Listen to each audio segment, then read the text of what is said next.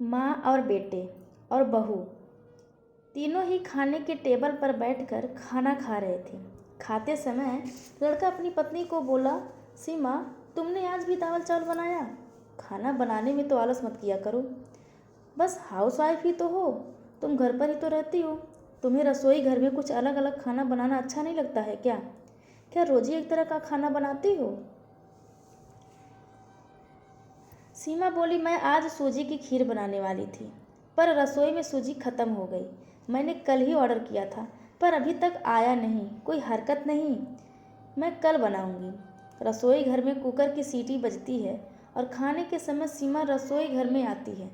रसोई घर से वापस आते वक्त डाइनिंग टेबल पर बैठकर सीमा बोली कि मैंने कुकर में आलू डाले हैं, शाम को मैं आलू के वड़े बनाने वाली हूँ। यह सुनकर उसके सास को भी खुशी हुई।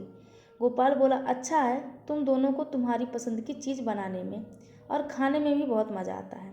ऐसे में दरवाजे की बेल बजी। सीमा वापस खाने की टेबल पर बैठ उठी और दरवाज़ा खोली।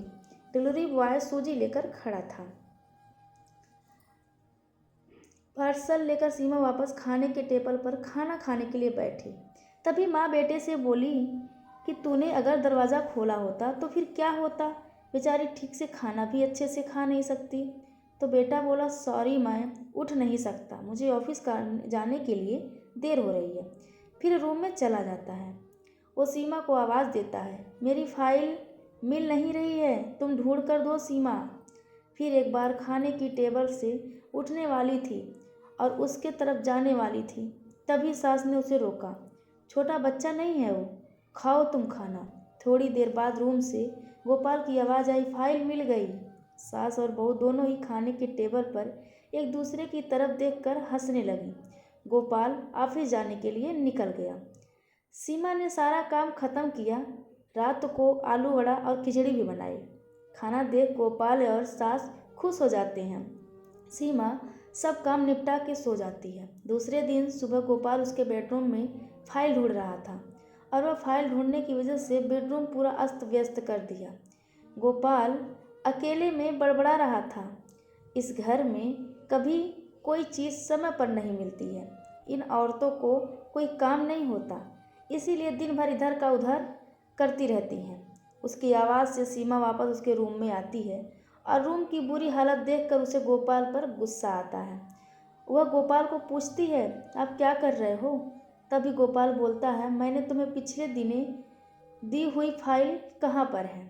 सीमा तुरंत वह फाइल बाहर निकालती है और वह गोपाल को दे देती है। सीमा गोपाल को कहता है, इतना सारा सामान बिखरने से पहले मुझे एक बार पूछा तो होता, कितना सामान बिखरा पड़ा है, मैं क्या दिन भर यही काम करती रहूं?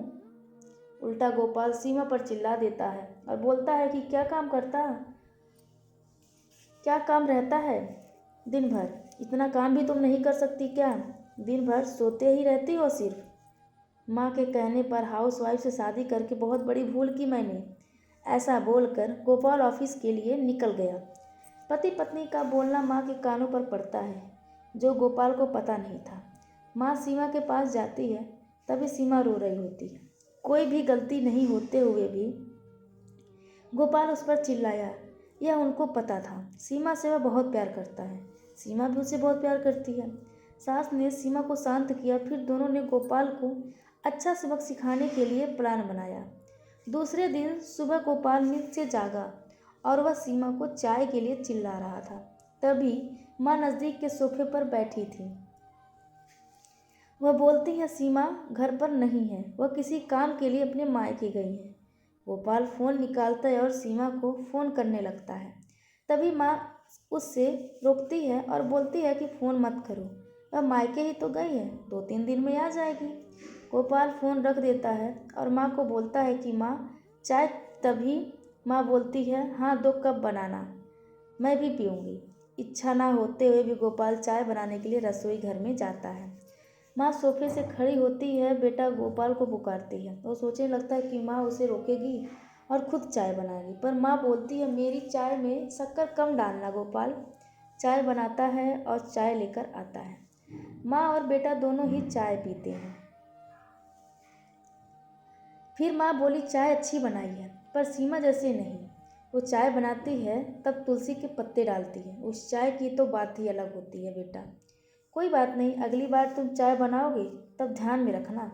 गोपाल उसकी माँ को देखते ही रह जाता है। थोड़ी देर बाद गोपाल उसकी माँ को बोलता है, माँ आज मैं मटर पनीर खाना चाहता हूँ। माँ फिर से गोपाल की तरफ देखकर बोली, अरे वाह, आज मेरा बेटा मटर पनीर बनाएगा और मुझे खाने के लिए देगा। अच्छा हुआ, बहुत दिनों से मटर पनीर खाने की इच्छा हो रही थी। तभी गोपाल बोला, अरे माँ, मटर पनीर आपको बनाने के लिए कहने वाला था। तभी उसे माँ बोली, नहीं बेटा, मेरे घुटने में बहुत दुखते हैं, मैं इतनी देर रसोई घर में खड़ी नहीं रह सकती। तभी गोपाल उसका फ़ोन निकालता है और रेस्टोरेंट से ऑर्डर देने लगता है। तभी माँ उसे रोकती है और बोलती है, मुझे वह होटल का खाना पचता नहीं है, मुझे गैस बन जाती है और तुम मुझे बाहर का खाना खिलाने वाले हो क्या? शायद माँ से प्यार नहीं करते हो तुम, गोपाल। तभी गोपाल खाना बनाने के लिए रसोई घर में जाता है। 1 घंटे बाद खाना तैयार होता है। 2 थाली में खाना लेकर गोपाल उसकी माँ के पास आता है। गोपाल ने दाल चावल बनाया है। यह माँ देखती है। गोपाल को बोली, अरे बेटा, तुम मटर पनीर बनाने वाले थे। गोपाल बोला कि माँ, यह आसान है बनाने के लिए। तभी माँ बोलती है, सीमा होती तो आज उसने मटर पनीर बनाकर मुझे खिला दिया होता।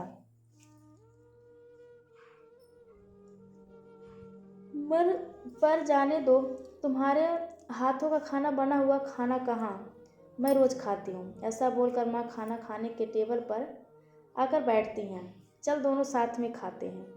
गोपाल ने पहला निवाला मुंह में डाला ही था, तब माँ उसे बोली, अरे बेटा, दाल में नमक कम है, जाए और नमक लेकर आ।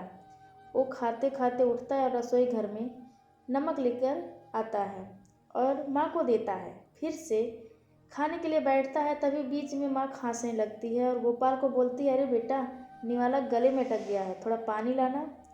गोपाल फिर खाते खाते उठा और पानी लाने गया। फिर वो अपनी माँ को दे देता है पानी। इस सब में गोपाल के चेहरे पर गुस्सा स्पष्ट रूप से दिखाई दे रहा था।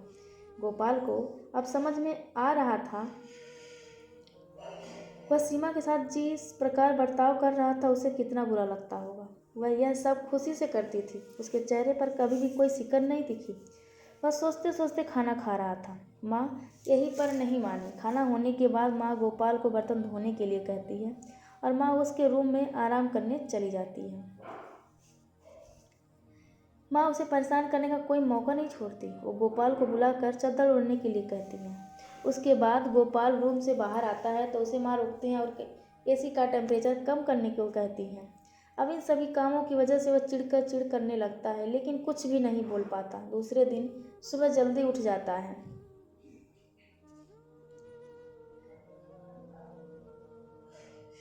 उसे ऑफिस जाना होता है, इसीलिए वह सब्जी जल्दी जल्दी काटता है, पर उसका ध्यान सब्जी की तरफ नहीं होता। वह सीमा का विचार कर रहा होता है। वो सोच रहा होता है, हाउसवाइफ का काम आसान होता है, ऐसा मुझे लगता था, पर सच में वैसे नहीं है। मैं कितना गलत बर्ताव करता था सीमा के साथ। मन ही मन पछता रहा होता है। तभी सब्जी काटते वक्त अपनी उंगली काट लेता है। वह उठकर बेसिन में उंगली धोने के लिए जाता है। ऐसे में सीमा उसके पास आती है और हाथ पर पट्टी बांधने लगती है। मतलब सीमा अपने मायके गई ही नहीं थी, गोपाल से छुप कर उनके घर में ही थी। यह तो सास और बहू का प्लान का एक हिस्सा था। गोपाल सीमा को देखकर खुश हो जाता है। वह उससे माफ़ी मांगता है। वह सीमा को बोलता है कि घर का काम करना बहुत आसान होता है। तुम घर पर रहती हो, तुम्हें क्या काम रहता है, ऐसा मैं हमेशा बोलता था, पर एक ही दिन में मुझे सब समझ में आ गया। मैं तुम्हें ऐसा कभी भी नहीं बोलूँगा और इसके आगे हम एक साथ घर के काम करेंगे। अगर हम हमारे दोनों का है तो घर के काम भी हम दोनों ही करेंगे। दोनों का बोलना माँ से सुन रही थी। वह दोनों के लिए बहुत खुश थी। धन्यवाद दोस्तों।